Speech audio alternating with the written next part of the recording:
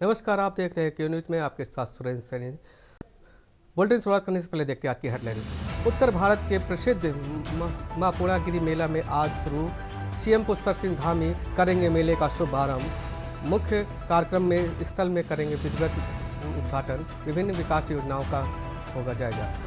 लोक भवन में वसंत उत्सव को लेकर 2026 में आयोजित राज्यपाल जनरल गुरमीत सिंह करेंगे शुभारंभ। पुष्प प्रदर्शनी आम जनता को लेकर के 27 फरवरी से 1 मार्च तक खुला रहेगा। मुख्य सचिव आनंद वर्धन ने समीक्षा की बैठक का लिया जायजा। देहरादून में एसपी के सख्त तेवर, लापरवाही बरतने पर थाना प्रभारियों पर कड़े निर्देश जारी। जनगणना से पहले सूचना अधिकार के नियम के तहत 25 अप्रैल में शुरू होगी मकान मालिक की जनगणना। 11 देशों में 17 प्रतिनिधि पहुंचे दल। देहरादून व बाढ़ गंगा में क्षेत्र के जल संरक्षण मॉडल का गहनता से अध्ययन। आप देख रहे हैं की न्यूज़, खबरों का सारथी। खबरें विस्तार से। खबर देहरादून से है, जहां पर उत्तर भारत प्रसिद्ध मां पूर्णा मेला आज शुरू किया गया। पुष्कर सिंह धामी करेंगे मेले का शुभ आरंभ। 11 बजे डुल्ली खेड़ा हेलीपैड पहुंचेंगे मुख्यमंत्री पुष्कर सिंह धामी। पुष्कर धामी करेंगे मेले का शुभारंभ। 11 बजे डुली कार्यक्रम स्थल में विधिवत हो गया उद्घाटन।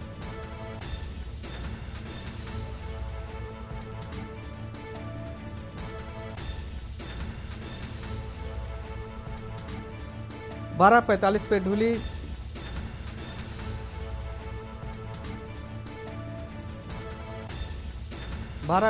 ढूलीगढ़ हेलीपैड पहुंचेंगे पुष्कर सिंह धामी।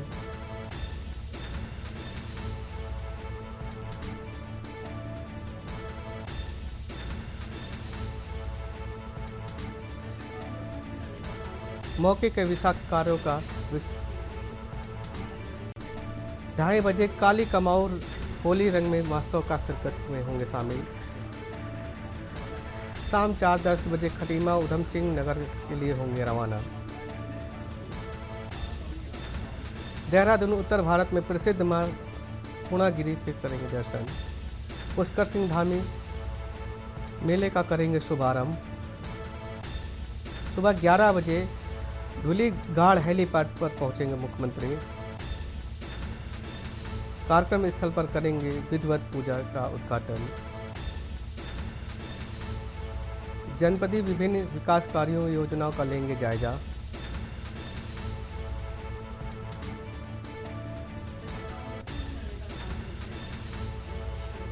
एक 40 पे महिला स्पोर्ट्स कॉलेज और स्टेडियम का निरीक्षण करेंगे। मौके के विकास कार्यों की समीक्षा बैठक करेंगे। 1:40 पे महिला स्पोर्ट्स कॉलेज और स्टेडियम का करेंगे निरीक्षण। मौके पर विकास कार्यों की समीक्षा में करेंगे बैठक। 2:30 बजे काली कमाऊर होली रंग के महोत्सव में शिरकत होंगे पुष्कर सिंह धामी। खटीमा उधम सिंह नगर में होंगे पुष्कर सिंह धामी। देहरादून के उत्तर भारत में प्रसिद्ध मां अन्नपूर्णा मेले में का आज शुभारंभ। पुष्कर सिंह धामी करेंगे मेले का शुभारंभ। सुबह 11 बजे ढूलीगाड़ हेलीपैड से पहुंचेंगे मुख्यमंत्री। 11:20 के पर मुख्य कार्यक्रम का करेंगे विधिवत। जनपद के विभिन्न विकास कार्य योजनाओं का लेंगे जायजा।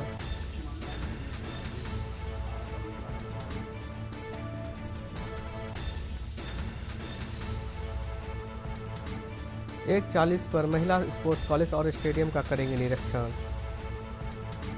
मौके पर विकास कार्यों की होगी समीक्षा बैठक। खबर देहरादून से है, जहां पर एसएसपी के सख्त तेवर और लापरवाही के एक्शन को चुनौतियों का करना पड़ा। प्रभारियों के कड़े निर्देश के अनुसार जिम्मेदारी तय करने पर जोर। ऑपरेशन क्रैकडाउन को तहत अब सत्यापन जारी किया गया। रमजान और होली की पीस की कमेटी की बैठकों की सुरक्षा के इंतजाम को सुनिश्चित किया गया और जघन अपराधों को त्वरित कार्रवाई की मजबूती पैरवी पर जोर और वांछित इनामी अपराधियों की धरपकड़ के लिए भी टीम गठित की गई।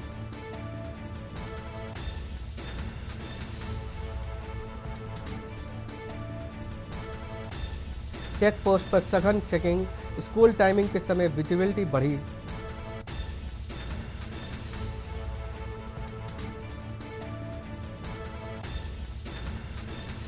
देहरादून में एसएसपी के सख्त तेवर, लापरवाही के एक्शन पर चेतावनी। थाना प्रभारियों को कड़े निर्देश, जिम्मेदारी तय करने पर जोर। ऑपरेशन क्रैकडाउन के तहत सत्यापन अभियान के तहत तेज किया आदेश।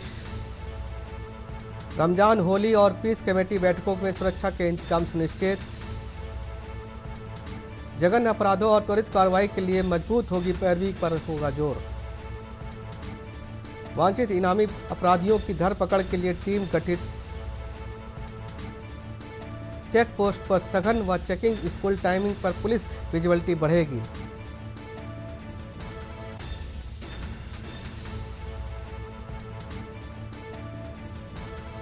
देहरादून एसएसपी के सख्त तेवर, लापरवाही के एक्शन में चेतावनियां। थाना प्रभारी को कड़े निर्देश, जिम्मेदारी तय करने पर जोर। ऑपरेशन क्रैकडाउन के तहत सत्यापन अभियान तेज करने का आदेश। रमजान, होली की पीस कमेटी बैठकों में सुरक्षा इंतजाम को सुनिश्चित। जघन्य अपराधियों पर त्वरित कार्रवाई और मजबूती से होगी पैरवी। वांछित इनामी अपराधियों पर धरपकड़ के लिए टीम गठित। चेक पोस्ट पर सघन चेकिंग और स्कूल की टाइमिंग पर विजिबिलिटी बढ़ेगी।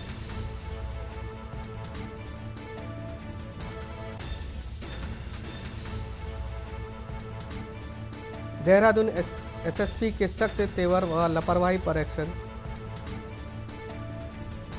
थाना प्रभारियों को कड़े निर्देश, जिम्मेदारी तय करने पर जोर। ऑपरेशन क्रैकडाउन के तहत सत्यापन और अभियान तेज। रमजान, होली की पीस कमेटी बैठकों में सुरक्षा के इंतजाम सुनिश्चित। जघन्य अपराधों में त्वरित होगी कार्रवाई, मजबूती से पैरवी पर जोर। वांछित इनामी अपराधियों की धरपकड़ के लिए विशेष टीम गठित। चेक पोस्ट सघन चेकिंग, स्कूल टाइमिंग में पुलिस विजिबिलिटी बढ़ेगी।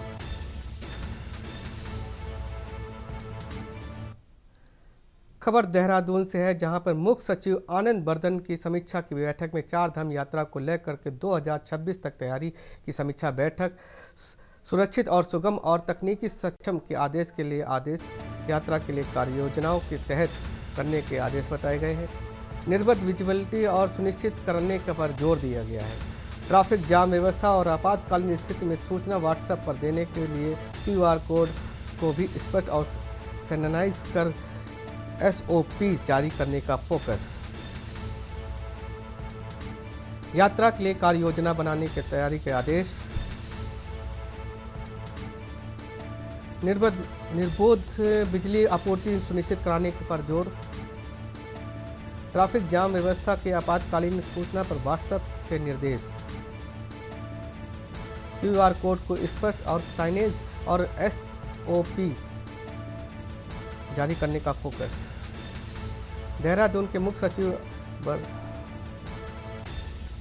चार धाम यात्रा को लेकर 2026 तक की तैयारियों की समीक्षा बैठक। सुरक्षित, सुगम और तकनीकी सक्षम यात्रा का आदेश। यात्रा के लिए कार्य योजना तैयार। यात्रा के लिए कार्य योजना तैयार करने का आदेश।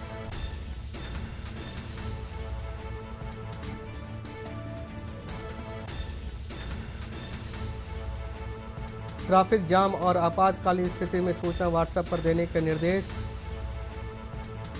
QR कोड और साइन जेप SOP के जारी होगा फोकस।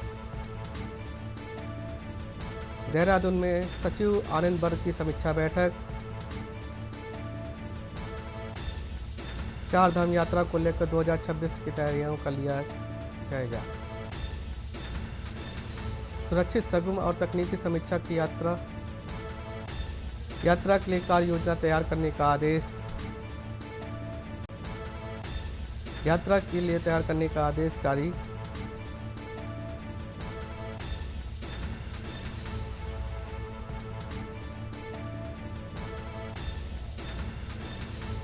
ट्रैफिक जाम और आपातकालीन स्थिति में व्हाट्सएप पर सूचना दें।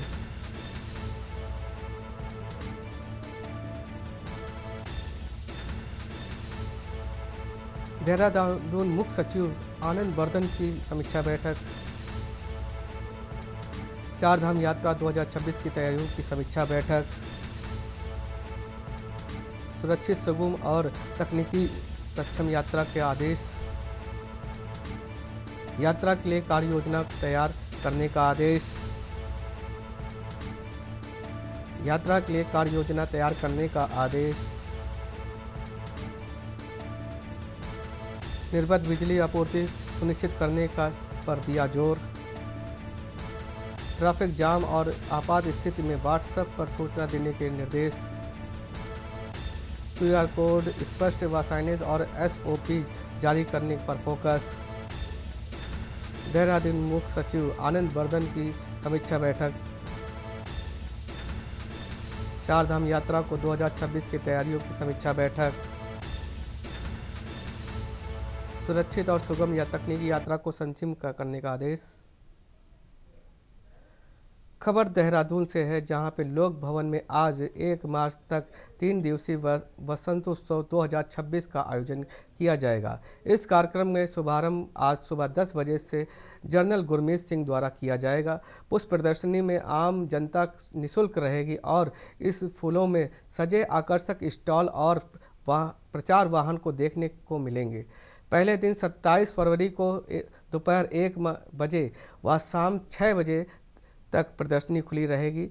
28 फरवरी से 1 मार्च को सुबह 9 बजे से शाम 6 बजे तक प्रवेश संभव हो पाएगा। राज्यपाल ने फूलों के से सजे प्रचार वाहनों को हरी झंडी दिखाकर कार्यक्रम की शुरुआत की। देहरादून सिलाकोई व डेवाला क्षेत्र में विशेष प्रचार चलाया जाएगा। इस बार आगंतुकों की संख्या में AI तकनीकी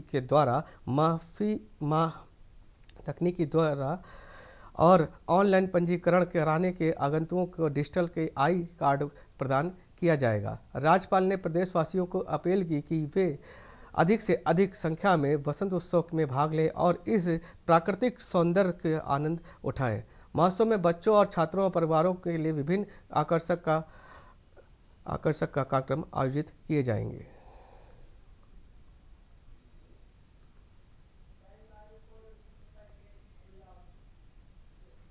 खबर उत्तराखंड से है, जहां लगातार हो रही जंगली जानवरों से हमले में गढ़वाल कमाऊं के सभी क्षेत्रों में रह रहे लोगों को नींद उड़ा रखी है। आंकड़ों की बात करें तो 2000 से लेकर अब तक 1265 लोगों की मौत हो चुकी है। 6500 से अधिक लोग जंगली जानवरों के हमलों से घायल हो चुके हैं। पहाड़ी क्षेत्रों में बात करें तो गुलदार, भालू और बाघ और लोगों पर हमले हो रहे हैं। वहीं मैदानी क्षेत्र में हाथी, बंदरों के द्वारा फसलों का नुकसान देखा जा रहा है। सही मानों में कहे तो प्रदेश के मानव जीवन संघर्ष थमने का नाम नहीं ले रहा है। वहीं वन विभाग के शासन प्रशासन का प्रयास करते हुए दिखाई दे रहे हैं, लेकिन अभी तक कोई राहत भरा नतीजा सामने नहीं आया। प्रदेश के पहाड़ी क्षेत्रों में जंगली जानवरों को आतंक का असर स्कूलों में पढ़ने वाले बच्चों पर भी पड़ रहा है। आपको बता दें कि जंगली जानवरों के डर से प्रदेश के पहाड़ी क्षेत्रों में स्कूलों के खुलने के और बंद होने के समय बदल दिया गया है। गढ़वाल और कुमाऊं में जंगली जानवरों के हमलों और वनाग्नि पर भी वन विभाग और सरकार ने अपनी चिंता जाहिर की है। साथ ही देवप्रयाग क्षेत्र में बढ़ती गुलदार की घटनाओं को लेकर गंभीरता दिखाते हुए नरेंद्र नगर वन महकमे ने मलेथा स्थित एक निजी होटल में व्यापक कार्यशाला का भी आयोजन किया है। वन विभाग, जनप्रतिनिधियों, सामाजिक संगठनों और मीडिया विशेषज्ञों की उपस्थिति में समस्या के व्यवहारिक समाधान पर विस्तार से चर्चा हुई।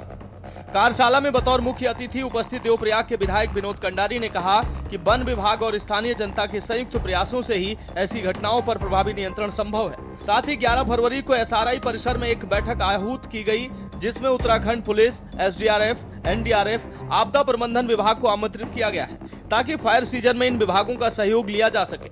इसके साथ ही बीते दिनों पूरे प्रदेश में मॉक ड्रिल आयोजित की गई। आपको बता दें कि 15 फरवरी से 30 जून तक फॉरेस्ट फायर सीजन मनाया जा रहा है।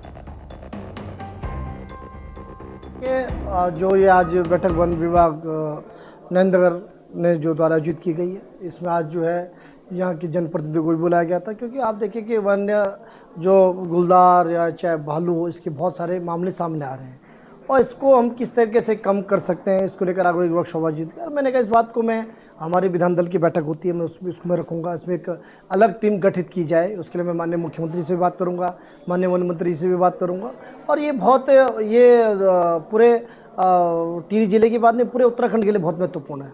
जो नई टीम इसके लिए स्पेशल एक जो फॉरेस्ट की टीम बनाई जाए, जो केवल इन जैसे गुलदार के संबंधित जो काम करे, क्योंकि इसमें फॉरेस्ट तो सब होते हैं, मगर स्पेशल जो है गुलदार हो या भालू हो, इनके जो हमले होते हैं उनके लिए कोई एक टीम बनाई जाए जिसमें कि इसमें सबकी सब किया जाए।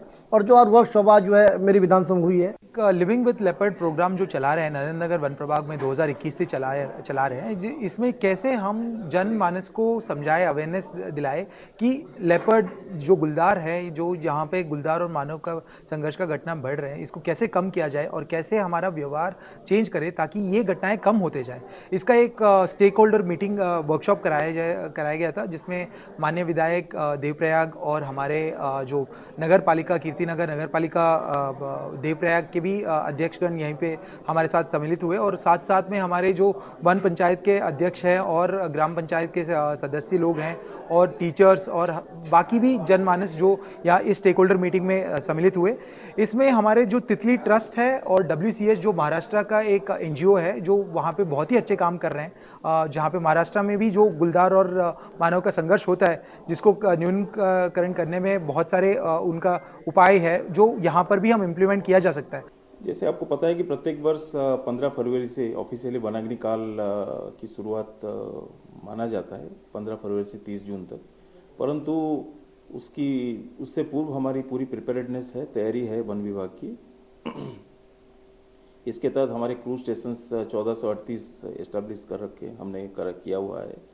जो फायर वॉचर्स को योजित किए जाना है उसके बारे में भी प्लानिंग हो रही है, उनकी इंश्योरेंस की जाएगी फायर वॉचर्स की, जो 15 फरवरी से रखे जाएंगे। हमारी स्टाफ की तैनाती निर्धारित स्थल पर पूर्ण रूप से वन प्रभागों द्वारा नेशनल पार्क सेंचुरीज में कर लिया गया है। जो हमारी फायर ड्रिल है, कंट्रोल बर्निंग और प्लांटेशन एरियाज़ की सुरक्षा के लिए जो कंट्रोल बर्निंग की एक्टिविटीज़ होती है, वो सब कार्रवाई भी चल रही है। मूल रूप से हमारे वन क्षेत्र में लगभग 13,000 किलोमीटर की फायर लाइन है, कुमाऊं मंडल, गढ़वाल मंडल और वाइल्ड लाइफ जोन में। इन फायर लाइनों की साफ सफाई की कार्रवाई भी चल रही है। सुप्रीम कोर्ट के आदेश के क्रम में जहाँ जहाँ हरे पेड़ हैं जिनको काटने की जरूरत है फायर लाइन क्लियरेंस के लिए, उस दिशा में लॉट्स बनाते हुए वन प्रभाग द्वारा फॉरेस्ट कॉर्पोरेशन को दिया जा रहा है। लगातार वन्य जीव मानव संघर्ष में टकराव की स्थिति देखने को मिल रही है। कुल मिलाकर नुकसान दोनों तरफ हो रहा है। अब तो विपक्ष के पास भी यह मुद्दा सरकार को चेताने के लिए काफी है। लगातार प्रदेश भर में सरकार के खिलाफ विरोध प्रदर्शन भी जारी है, लेकिन इस समस्या से निपटने का इलाज किसी के पास नहीं है। सरकार सहित वन विभाग का पूरा सिस्टम अब तक मानव वन्य जीव संघर्ष पर फेल नजर आ रहा है। साथ ही अब वनाग्नि की समस्या भी गर्मी आने से पहले ही नजर आ रही है। सत्ता पक्ष सफाई देता नजर आ रहा है और आम जनता को आए दिन जंगली जानवरों के हमलों से भी लड़ना पड़ रहा है। उत्तराखंड कांग्रेस का साफ मानना है कि हम लोग जो वन पॉलिसी बनानी थी उत्तराखंड में, हम लोगों ग्रामीणों को सहभागिता उसमें सुनिश्चित करनी थी। वन विभाग ने उसकी ओर ध्यान नहीं दिया। हम ग्रामीणों के माध्यम से वन अग्नि पर काबू पा सकते हैं, उसका प्लान वन विभाग को बनाना चाहिए। जहाँ तक वन्य जीव संघर्ष का बात है, तो प्रस्ताव हमने राज्य सरकार को भी दिए, केंद्र सरकार को भी दिए हैं कि आप एक तो गांव में जंगली जानवर जो आ रहा है उसको मारने की परमिशन दें। हमारे गांवों को आप फेंसिंग कराएं, सोलर फेंसिंग करा दें ताकि वन्य जीव ग्राम में प्रवेश ना करें। हम भौगोलिक परिस्थितियों वाला राज्य है और यहाँ की जनता पर दोहरा कहर टूट रहा है। एक ओर जंगली जानवरों के आतंक से लोग परेशान हैं, जंगली जानवरों के हमले में लगातार निर्दोष लोगों की जानें पूरे प्रदेश में जा रही हैं, और वहीं दूसरी ओर वनाग्नि से वन संपदा को हर साल बड़ा नुकसान हो रहा है, लेकिन सरकार के पास इन दोनों आपदाओं से निपटने के लिए कोई रणनीति नजर नहीं आ रही है।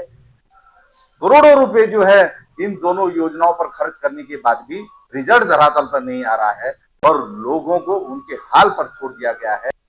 देखिए, लगातार माननीय मंत्री जी सुबोध उनियाल जी इस ओर काम कर रहे हैं, क्योंकि जिस तरीके से जानवरों का आतंक शहरी क्षेत्रों की तरफ बढ़ता चला जा रहा है, लगातार सरकार अपनी तरफ से सचेत करने का काम कर रही है और समय समय पर जो हमारे ग्रामीण क्षेत्र के लोग हैं उनको प्रशिक्षण भी दे रहे हैं और जो सुविधाएं वहां होनी चाहिए उसको देने का काम कर रहे हैं। मॉक ड्रिल के माध्यम से भी सचेत करने की आवश्यकता जब शासन को लगी तो उन्होंने जो हमारे स्थानीय लोग हैं, चाहे उसमें हमारे ग्राम प्रधान हो, न्याय पंचायत के लोग हो, तमाम जितने भी वहां पर रहने वाले लोग हैं उन सबको प्रशिक्षण देने का काम किया जा रहा है हमारे अधिकारियों के माध्यम से। तो एनडीआरएफ और एसडीआरएफ को भी इसमें निमंत्रण दिया गया है ताकि लोगों को इसमें प्रशिक्षण दिया जाए और वो अपनी रक्षा कर सके। तो ये लगातार सरकार की तरफ से ये कोशिश है कि जो हमारे वन्य जीव है उनसे हम अपने उन लोगों की सुरक्षा कर सके जो लोग वनों के आसपास बसे हुए हैं। अब मानव वन्यजीव संघर्ष लगातार बढ़ रहा है, जो कि चिंता की बात है। वहीं अब पहाड़ों के बाद मैदानी क्षेत्रों में भी लगातार जंगली जानवरों का आतंक देखने को मिल रहा है। सवाल कुल मिलाकर अब यही है कि क्या राज्य सरकार ने भी बढ़ते मानव वन्यजीव संघर्ष को लेकर अपने हाथ खड़े कर लिए हैं। ऐसे में पहाड़ की भौगोलिक परिस्थितियों से गुजर रहे ग्रामीण क्या ऐसे ही मानव वन्यजीव संघर्ष झेलते रहेंगे? क्या हर साल वनाग्नि से भी प्रदेश का वन विभाग करोड़ों का नुकसान यूं ही झेलता रहेगा?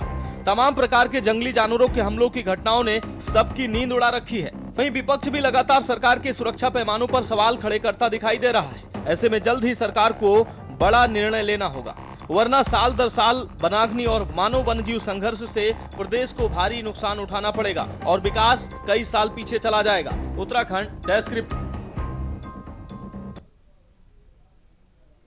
फिलहाल के लिए खबरों में इतने ही। बने रहिए के न्यूज के साथ।